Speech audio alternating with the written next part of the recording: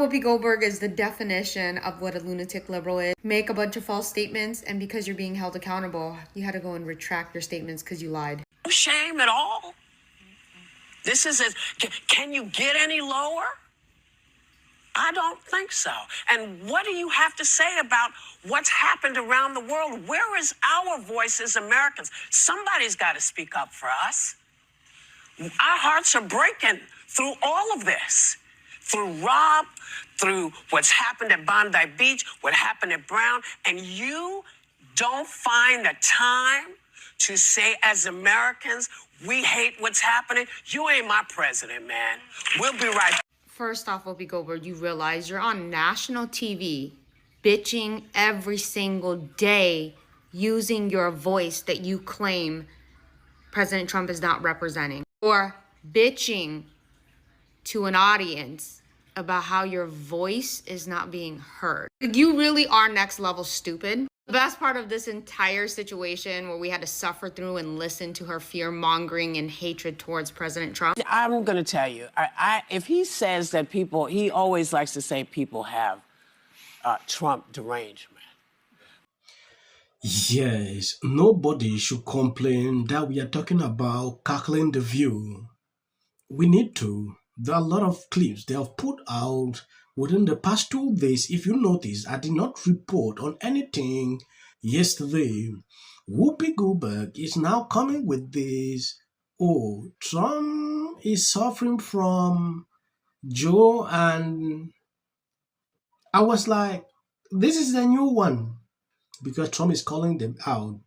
He always likes to say people have Trump derangement.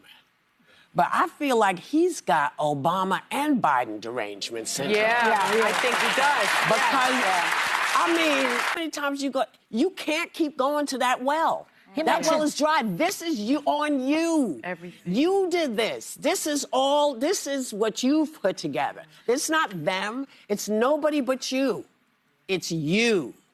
You really are next level stupid. The best part of this entire situation where we had to suffer through and listen to her fear-mongering and hatred towards President Trump is she's an idiot. She literally just uses her emotions, not her actual thought process, and she had to retract her statement. I'm going to make a correction here. As it turns out, yesterday, apparently, you know who put his condolences out to the people who are looking down at us from heaven, and the folks at Brown. So she had to publicly retract her statement because she's a moron and didn't realize that President Trump did put out his condolences.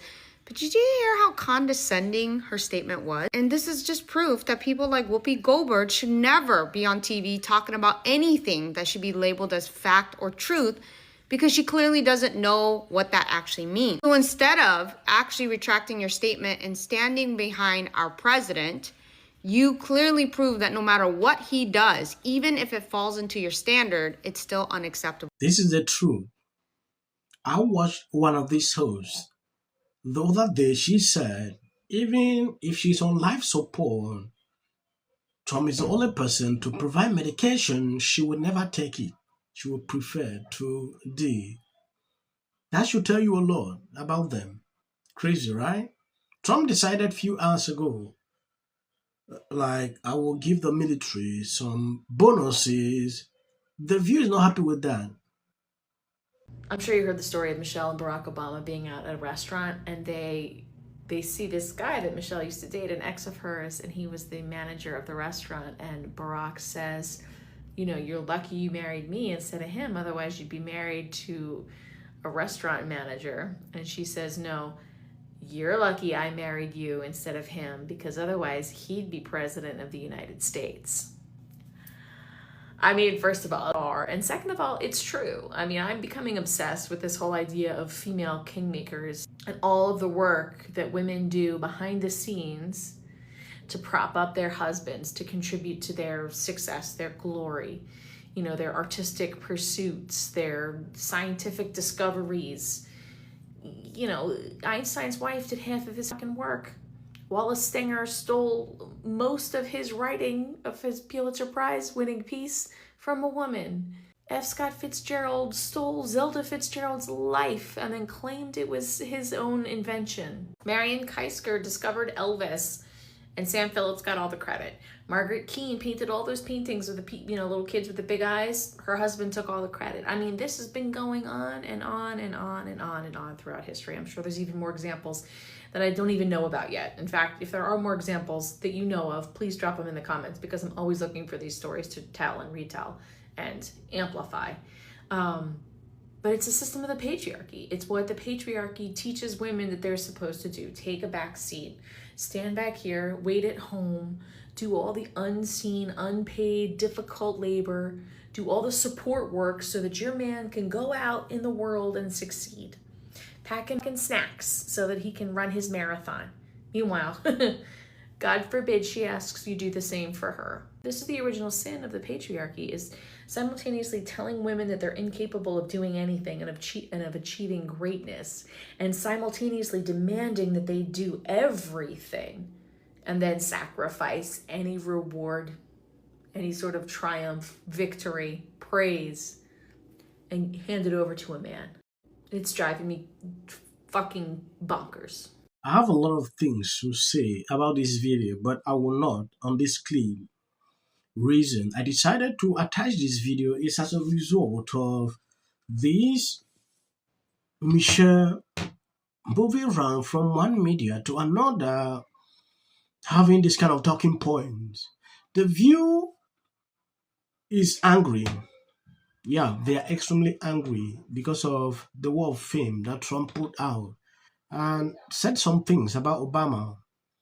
If you look at the beginning of that video, they are angry, saying, "Oh, Trump is having TDS," or I don't know, is how can we call that?